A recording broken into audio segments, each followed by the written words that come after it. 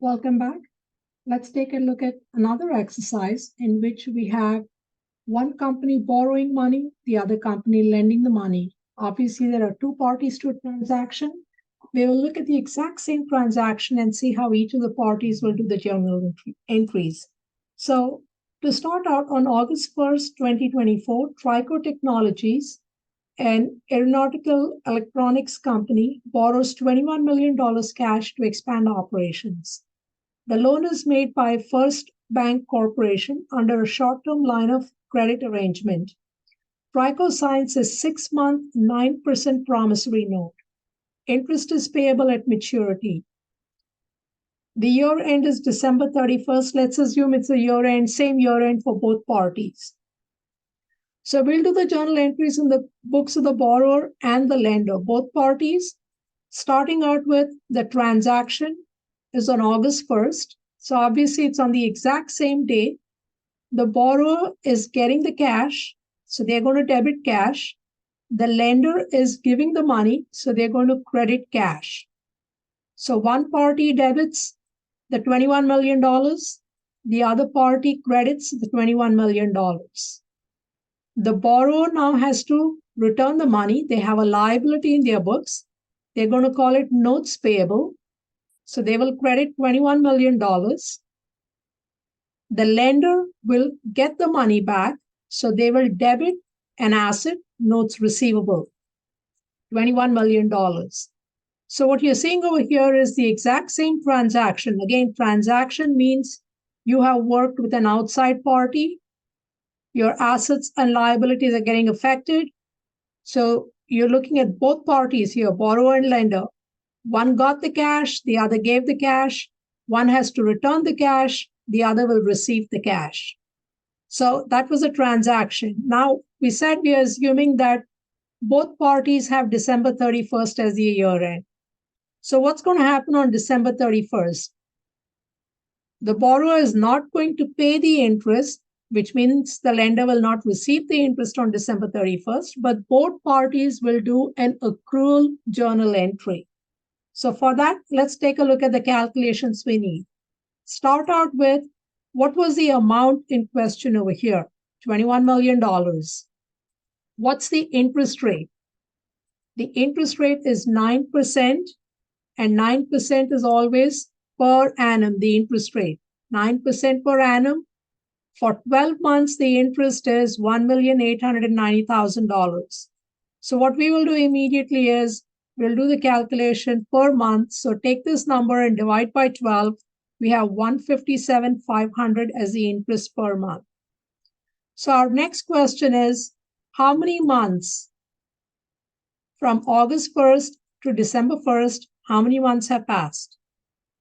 You're looking at full months, August, September, October, November, December. 5 full months have passed. So this number that we have here per month, multiply that by 5 to calculate the interest expense. So in the books of the borrower, it's interest expense debit, interest payable credit. Again, you take this number per month and multiply by 5 to arrive at the interest that has accrued. What's an expense for one party? For the other party, it's going to be revenue. They have earned interest revenue. They're not getting it right now, but they will get it in the future. So they will debit interest receivable. One party debits an asset, the other party credits a liability. The amount is the same. For both of them, it's 5 months. So we're looking at the same 5-month period for both parties. So the journal entry, the amounts are going to be identical, but the one is debiting an expense, the other is crediting a revenue. Finally, on January 31st, the payment is going to be made. Now, the borrower is making the payment, the lender is going to receive the payment. For the borrower, this was a 6-month note. They have accrued 5 months interest. So they still have another month's interest to accrue. We know what the amount is per month, $157,500. So 6 months was accrued here, and they're recognizing 1 month interest over here to come up with a total 6 months of interest. Interest payable debit, They're paying off everything right now. So the interest they had accrued over here, 787,500, they need to pay that. This combined gives you the 6 months interest. They're paying off the note. The amount of the note was $21 million. So the total cash they're going to pay is $21,945,000. So that's the total amount of cash that they are paying. So what's the journal entry going to be in the books of the lender?